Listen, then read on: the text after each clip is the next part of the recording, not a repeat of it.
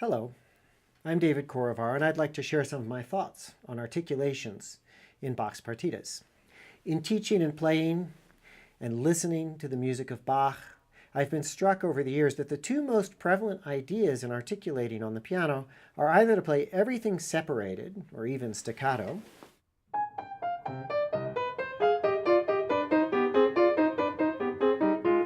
or everything in a kind of undifferentiated legato.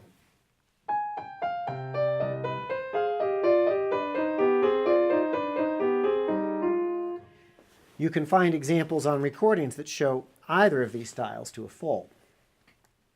Because the partitas were written for harpsichord, it was said by many that there was no real legato. There's certainly plenty of harpsichordists today who've disproved that myth. The instruments are capable of beautiful sustain when treated appropriately. I was particularly inspired by my colleague here at the University of Colorado, Elizabeth Farr, when she got her new lute harpsichord about a year ago, and she let me come in and play on it. And this is an undamped harpsichord. It has a very beautiful sustaining sound. And when you play on it, it's like playing on a piano without being able to ever clear the pedal, in fact. It's absolutely an amazing experience. And to realize that Bach had an instrument like this and was interested in this kind of sustain fascinates me. An important place to look to understand how Bach might have understood articulation is string playing. There are plenty of sources from the 18th century that make it clear that violinists used bowings as a way of showing musical character, with different bowing choices for different types of pieces. There are a few places in Bach's keyboard works, even in the partitas, where Bach indicates articulations. Here's a passage from the Allemande of the second partita, where he does briefly show slurs.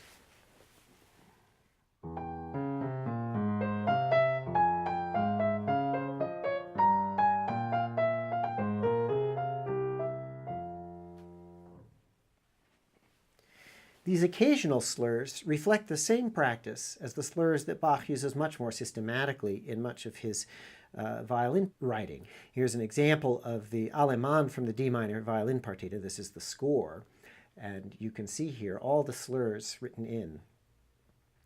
So in an essentially expressive piece like an Allemande, the opportunities to group notes in twos, threes, or fours are many, and easy enough to discern from the musical figures.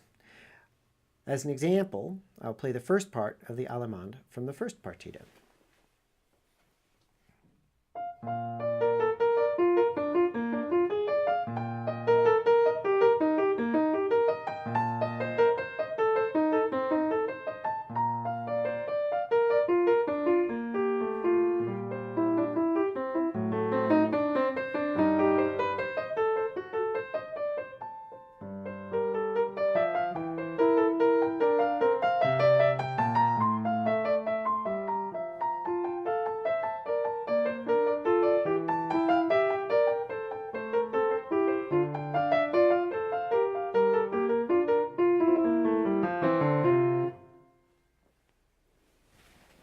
And here, an example that's a little bit more expressive, a passage from the Sarabande of the second partita.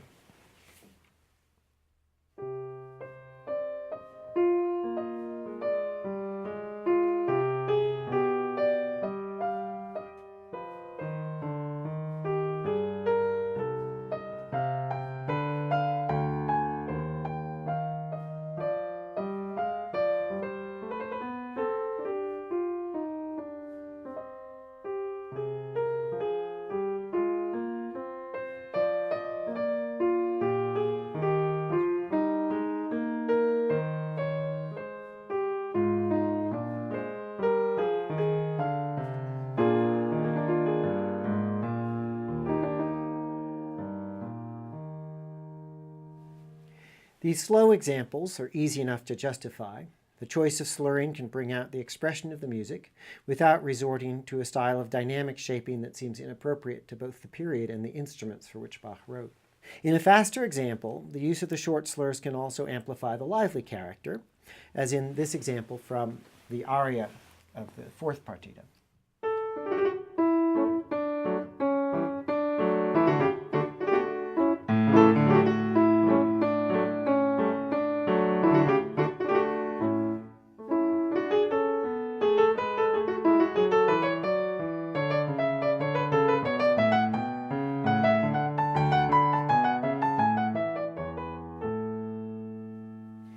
So articulation ends up being one of the wonderful ways that we can establish the character in this music and really make it communicate to the listener. I hope you enjoyed spending a little time with this music, and I hope you have the opportunity to hear more of it. Thank you so much.